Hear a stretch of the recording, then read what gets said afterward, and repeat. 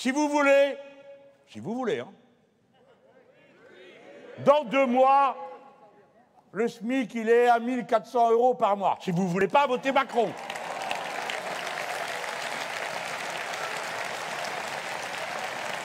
Si vous voulez, seulement si vous voulez, dans 2 mois, pas dans 10 ans, pas quand la Terre aura changé, pas dans 2 mois, tous les prix de première nécessité seront bloqués.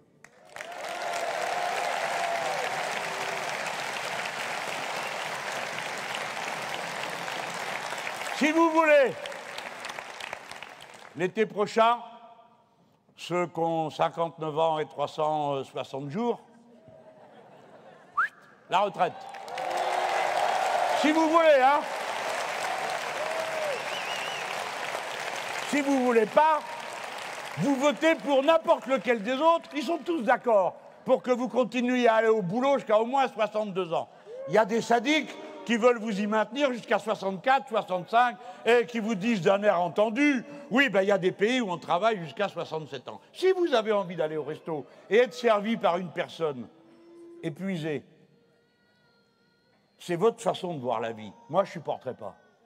Et puis, je ne suis pas un gamin, hein. Et allez monter dans l'avion où il y a un gars ou une fille qui a 68 ans pour piloter l'avion. Ambiance.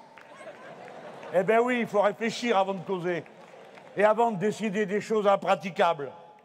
Alors, ou bien c'est moi, le programme L'Avenir en commun, les députés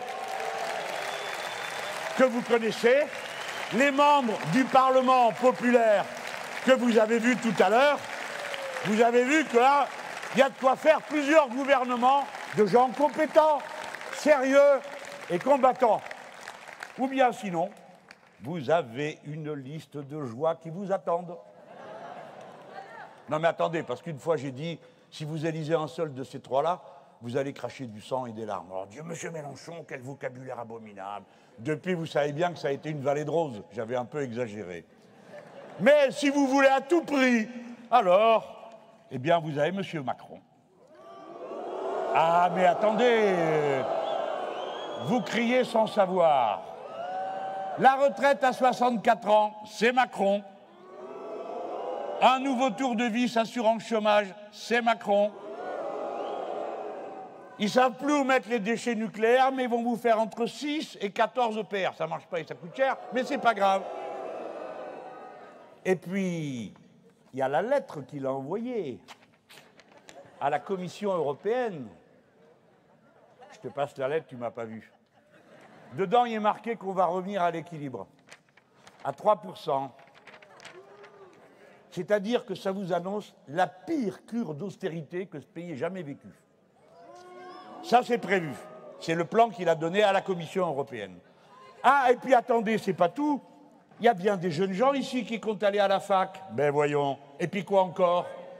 Et puis quoi encore? Monsieur Macron a dit, c'est fini l'époque où ça vous coûtait rien, il faut que ça vous coûte quelque chose. Comme c'est le cas aux États-Unis et ailleurs. Mais arrêtez de crier. Vous pourrez faire des dettes. Vous emprunterez de l'argent qu'on vous prêtera et ensuite vous le rembourserez quand vous serez grand, c'est-à-dire toute votre vie. Hein? Voilà. Eh bien ça, c'est monsieur Macron. Fin de la gratuité des universités. Il y a des directeurs d'école dans la salle, eh bien vous deviendrez des chefs d'entreprise. J'arrête là. Écoutez les gens, avec un bulletin de vote, on peut régler tellement de choses.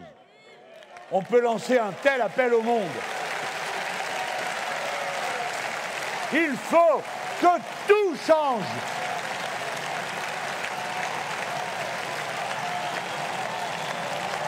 J'y suis prêt. Nos équipes y sont prêtes.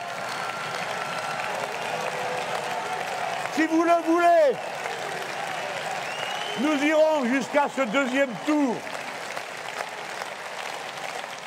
Écoutez la grandeur de la France qui s'exprimera, si vous le voulez, telle qu'elle est. Tel que le disait Maximilien Robespierre, les Français sont le premier peuple du monde qui ait établi la véritable démocratie.